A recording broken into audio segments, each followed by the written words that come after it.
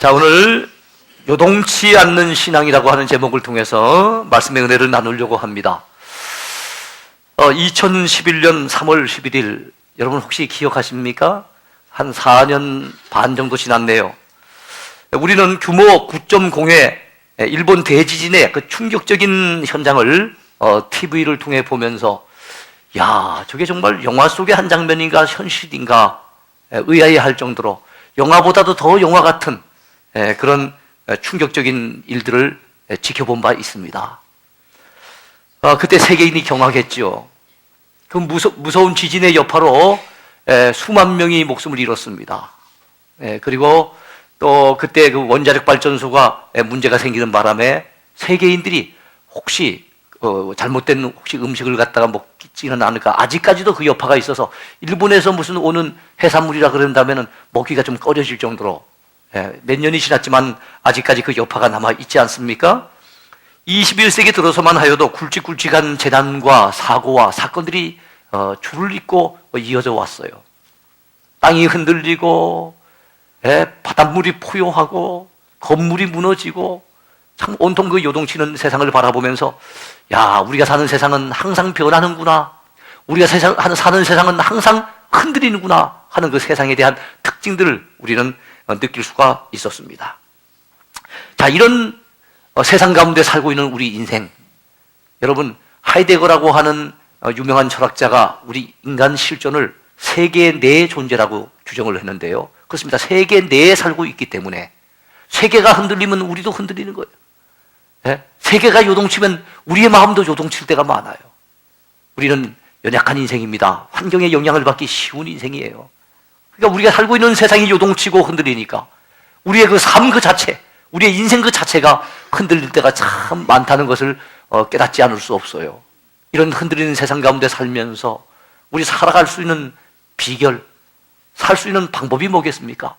흔들림이 없는 그분 위에 서야 됩니다. 그분은 오직 하나님 한 분밖에 없지요. 성경은 그분을 흔들림이 없는 반석으로 묘사하고 있습니다.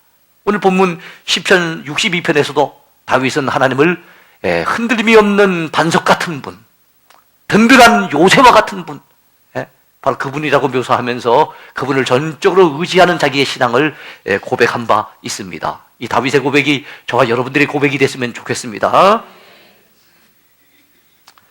자, 먼저 생각해 볼 제목은요, 요동치는 세상, 흔들리는 인생입니다. 세상은 요동칩니다. 그 요동치는 세상 환경 속에 살고 있는 우리 인생은 한없이 흔들릴 때가 많아요.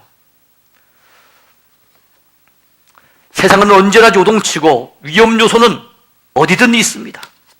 오늘 본시는요, 다윗이 쓴 시입니다만 압살롬의 반역을 배경으로 쓴 시예요.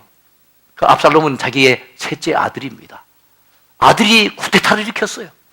아버지를 축출하고 그 위에 자기가 왕권을 가지고서 올라서겠노라고 쿠데타를 일으킨 겁니다. 여러분 얼마나 쓰라진 배신감을 느꼈겠습니까? 또 얼마나 충격적이었겠습니까? 전혀 뜻밖의 예상하지 못했던 일이 일어나가지고 피난길에 오르는 이 다윗은 허둥지둥 쫓겨가면서 얼마나 마음이 괴롭고 아팠겠습니까? 얼마나 그 마음이 흔들리고 있었겠습니까? 얼마나 불안했겠습니까? 그런 상황 속에서 자기의 신앙의 고백을 담아서 기록한 것이 바로 이 시편 62편이에요. 다윗은 본시 3절에서 넘어지는 담과 흔들리는 울타리 같이 다윗을 죽이려고 달려드는 자들로 인하여 큰 고통을 겪었던 사실을 소개하고 있습니다. 자기를 공격하는 자들을 뭐라고 표현하고 있어요? 넘어지는 담, 흔들리는 울타리. 여러분들이 길을 걷고 있는데, 아무 생각 없이 길을 걷고 있는데 담벼락을 지나고 있는데 그 담이 여러분들을 향해서 막 기우뚱거리면서 쓰러져서 달려든다고 한다면 얼마나 화들짝 놀라게 하겠습니까? 얼마나 놀라겠어요? 그렇습니다.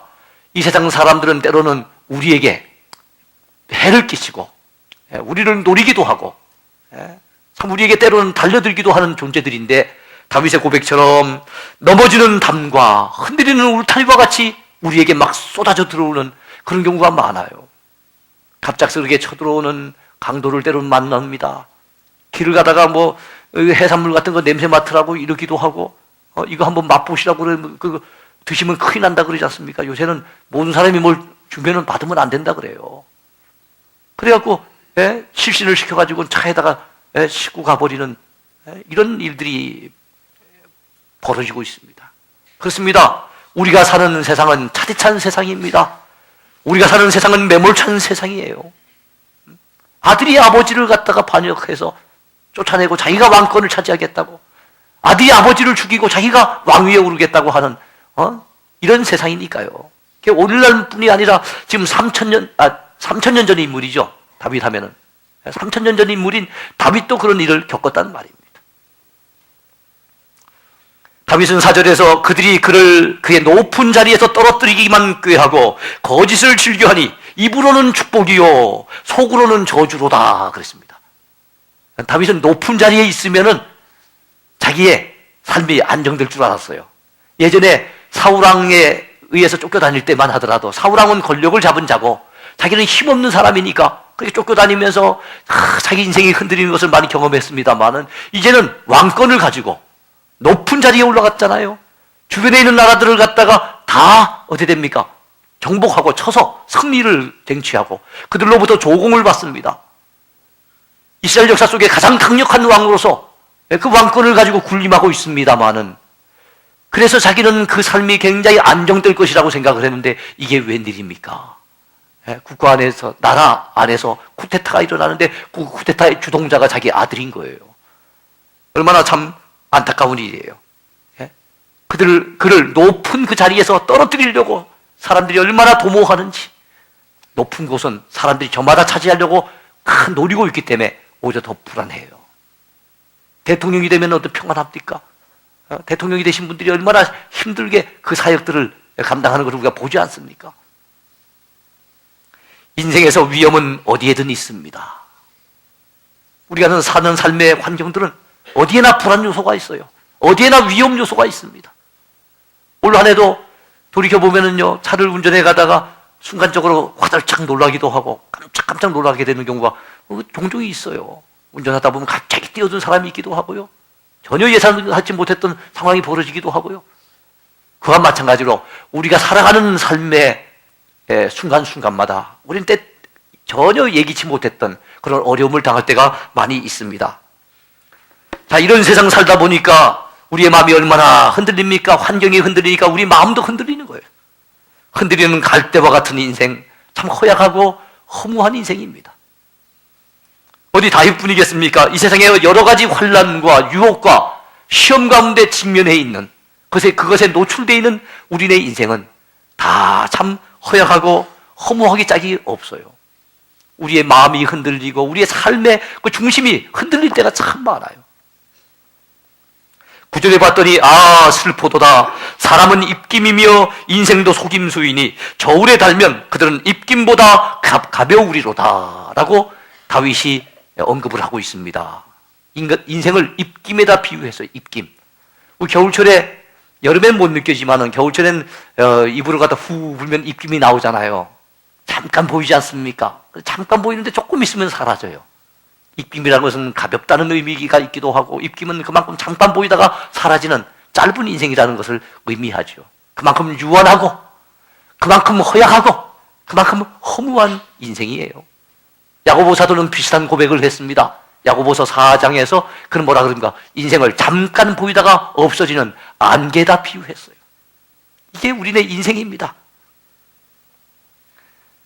이런 인생이 때로는 속고 속이고 거짓된 삶을 사는 경우가 참 많기도 하고요. 그야말로 참 흔들릴 때가 많아요. 그래서 파스칼이라고 하는 분은 뭐라 그랬습니까? 인생을 갈대에다 비유했잖아요. 갈대. 생각하는 갈대라 그래서 조금 그래도 다른 동물들보다는 다르게 생각하는 이성적인 기능이 있다는 것은 좀 그래도 다른 동물보다 나은 것이지만은 흔들리는 연약한 존재라는 것을 그는 얘기하고 있는 겁니다. 흔들리는 갈대와 같은 인생. 그것이 누구예요? 저와 여러분의 모습이에요. 그러니까 우리네 삶은 항상 흔들릴 때가 많고 참 불안할 때가 많고, 그래서 환경이 흔들릴 때 우리의 마음도 같이 흔들리면서 힘들 때가 많아요. 배를 타고 가는데 파도가 일면 어떻게 됩니까? 배 안에 있는 우리도 흔들리는 거예요. 버스를 타고 가는데 말입니다. 길이 험하고 그러면 어떻게 됩니까? 버스가 덜커덩거리면서 흔들리면 우리도 같이 흔들리는 겁니다.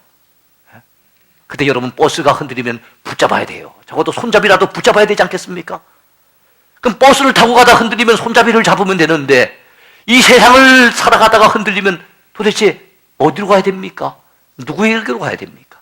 자, 이렇게 흔들리는 인생 여러분 붙잡아야 되겠는데 누굴 붙잡겠습니까? 흔들리는 존재 붙들리면 그가 흔들릴 때 우리도 같이 흔들리는 거예요. 흔들림이 없는 존재를 붙잡아야 되는 겁니다. 변함이 없는 존재를 붙잡아야 되는 겁니다. 그분이 바로 하나님이라고 시편 곳곳에서 언급하고 있어요. 네? 바로 그 흔들림이 없는 분을 바로 반석 같은 분으로, 요새 같은 분으로 다윗은 오늘 언급하고 있는 겁니다. 두 번째 생각해 볼 제목은요, 반석이요 요새가 되시는 하나님에 대해서 살펴보겠습니다. 우리 하나님을 다윗이 어디에다 비유했다고요? 흔들림이 없는 반석, 든든한 요새에다가 비유했어요. 자, 흔들림 없는 반석이 누구겠습니까? 그분은 오직 하나님 한 분밖에는 없습니다. 믿으시기 바래요. 아무리 힘센 사람, 아무리 돈 많이 가진 사람 다 흔들립니다. 여러분, 사람을 바라보면 반드시 실망할 때가 오고, 그 다음에 환경을 바라보고 세상을 바라보면 반드시 낙심할 때가 온다는 것이 제 목회 지론이에요. 그래서 우리가 믿고 바라보고 의지할 대상 하나님 한 분밖에 없어요. 하나님을 바라보면 그분 우리를 절대로 실망시키지 않습니다. 낙심시키지 않습니다. 우리를 배반하지 않으신 거예요. 하나님을 의지하는 신자는, 여러분, 하나님을 의지하는 신자는 참 평안을 얻을 수가 있습니다. 왜냐하면 그분이 흔들림이 없으니까 그분 품 안에 그렇게 들어가면 그 능하신 분이, 그 변함없으신 분이, 흔들림이 없는 그분이 우리를 꼭 품어 보호해 주시니까 얼마나 마음이 편하겠어요. 그래서 여러분, 오늘 본문 7절과 8절에서 다윗은 이렇게 고백합니다. 나의 구원과 영광이 하나님께 있음이요 내 힘의 반석과 피난처도 하나님께 있도다. 백성들아 시시로 그를 의지하고 그의 앞에 마음을 토하라. 하나님은 우리의 피난처시로다. 삶이 흔들리고 인생이 흔들리고 환경이 흔들릴 때 우리가 가서 피할 수 있는 분, 하나님이 우리의 피난처가 되십니다. 흔들림이 없는 반석 같고 그 다음에 요새 같은 그분이 우리의 피난처가 되어주시어서 우리에게 참 평안을 허락해 주시는 줄로 믿으시기 바랍니다. 여러분, 지진이 나도 피난처가 필요하지요.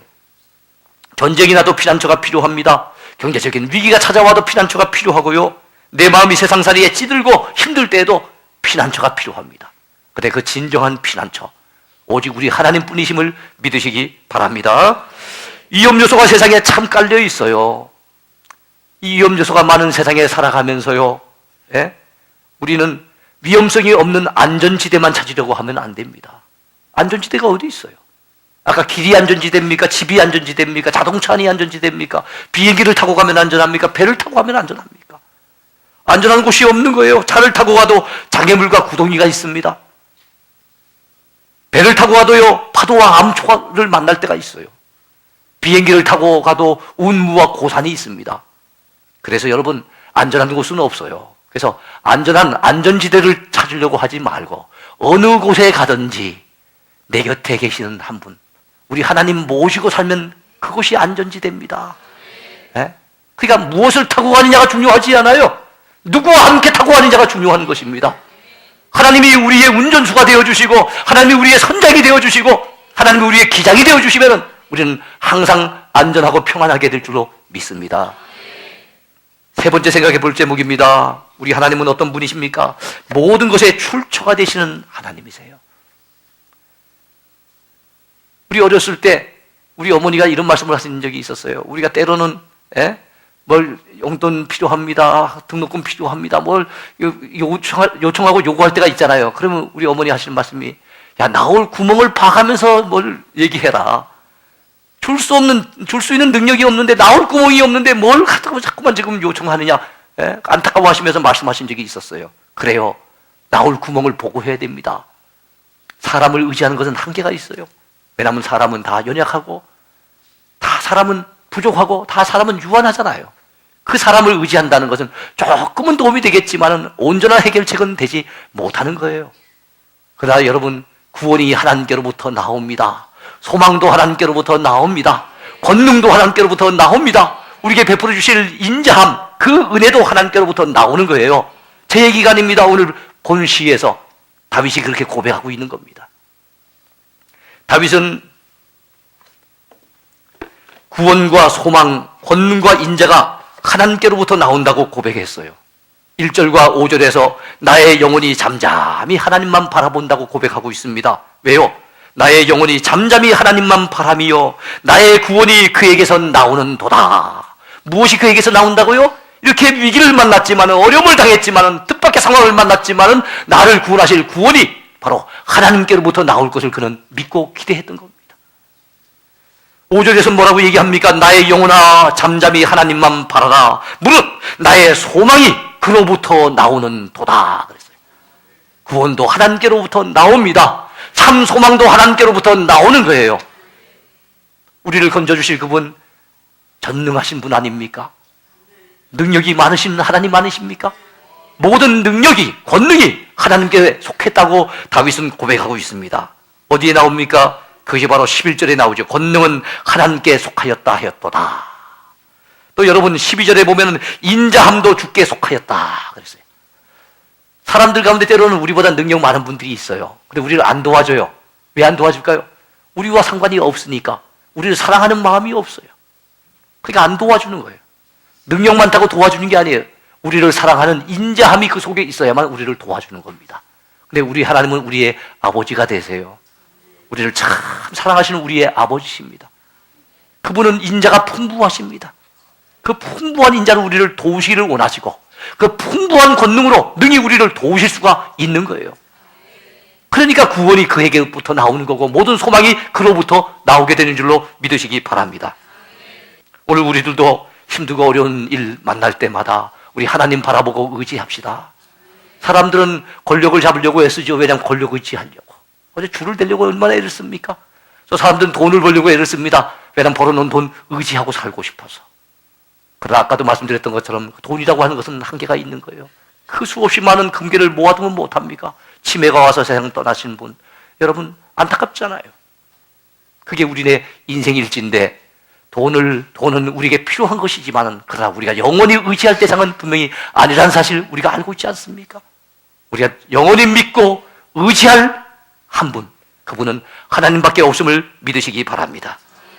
그런데도 사람들은 재물을 의지합니다. 권력을 의지하려고 합니다.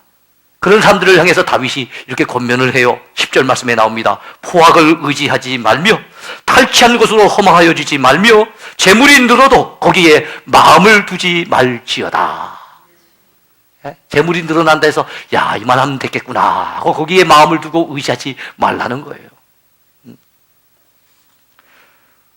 그래서 유명한 일본이 배출한 세계적인 신학자가 있죠. 우찌무라 간조라고 하는 분이에요. 간조. 우찌무라 간조라고 하는 분이 이런 말을 했어요. 돈이 있으면 침대를 살 수 있지만 잠을 살 수는 없다.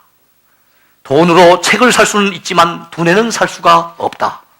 돈으로 음식은 살 수 있지만 입맛은 살 수 없으며 장식품은 살 수 있지만 아름다움은 살 수가 없다.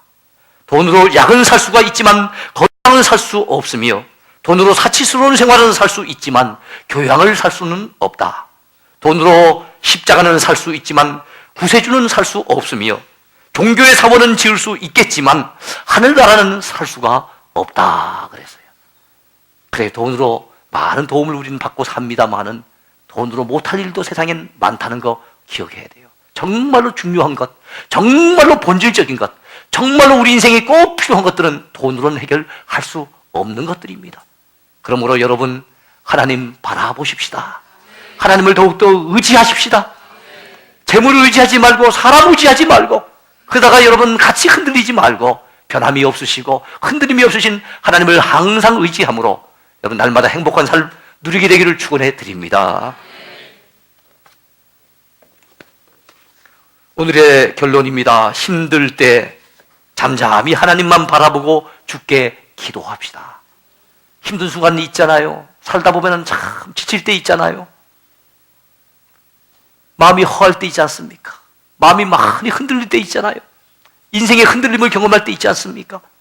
그때 우리가 잠잠히 하나님만 바라보자고요. 우리 삶의 환경들은 막 흔들리지만 우리 마음마저 흔들리지 말고 마음의 평안을 찾고 고요함을 찾으면서 고요하게 잠잠히 하나님을 바라보는 거예요. 나를 구원하실 그분을 바라보는 겁니다. 나를 사랑하시는 그분을 바라보는 거예요. 네. 다윗은 1절과 5절에서 거듭해서 자기 영혼을 향해 스스로가 재촉을 하고 있습니다. 나의 영혼아 잠잠히 하나님만 바라라. 나의 영혼이 잠잠히 하나님만 바라미요. 나의 구원이 그로부터 나오는도다. 나의 소망이 그로부터 나오는도다. 그는 그렇게 고백하고 있지 않습니까?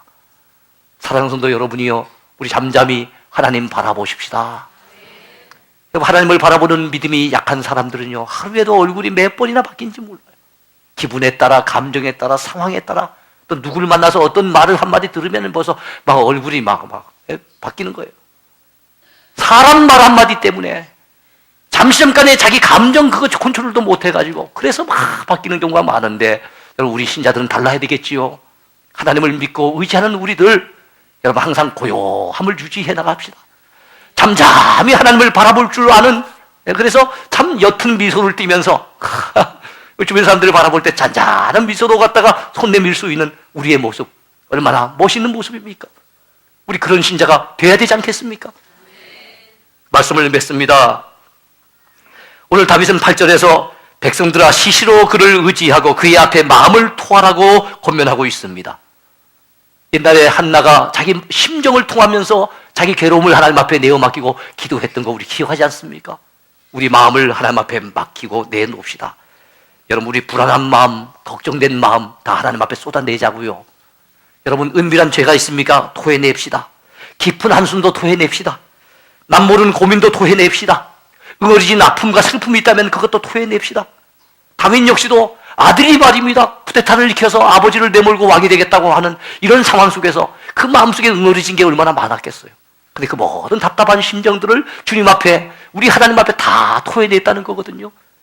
하나님 앞에 다 토해내면 우리 하나님의 은혜로 말미암아 우리 심령이 시원하게 될 줄로 믿습니다. 네? 그래서 우리가 우리의 남은 생에 온전히 주님 앞에 다 맡기고 믿음으로 사는, 세상이 요동한다고 우리의 마음도 같이 요동치는 그런 모습이 아니라 잔잔히 하나님만 바라보면서 참으로 하나님만 의지하며 살아가는 그런 멋진 성도들 다 됐으면 좋겠습니다. 끝으로 찰스 스윈돌이라고 하는 분이 우리에게 이런 메시지를 전해줍니다. 꼭 기억하시기 바랍니다. 믿음으로 걷고 걱정으로 애태우지 말라. 긴장을 풀고 이렇게 말하는 법을 배워라. 주님, 이것은 주님 손에 달린 전쟁입니다. 여러분 어떤 일을 만날지라도 주님, 이건 주님의 손에 달린 일입니다. 주님의 손에 모든 것을 맡깁니다. 주님 도와주옵소서. 우리 이런 믿음으로 남은 생애를 살아가는 복된 성도들 다 되시길 축원합니다.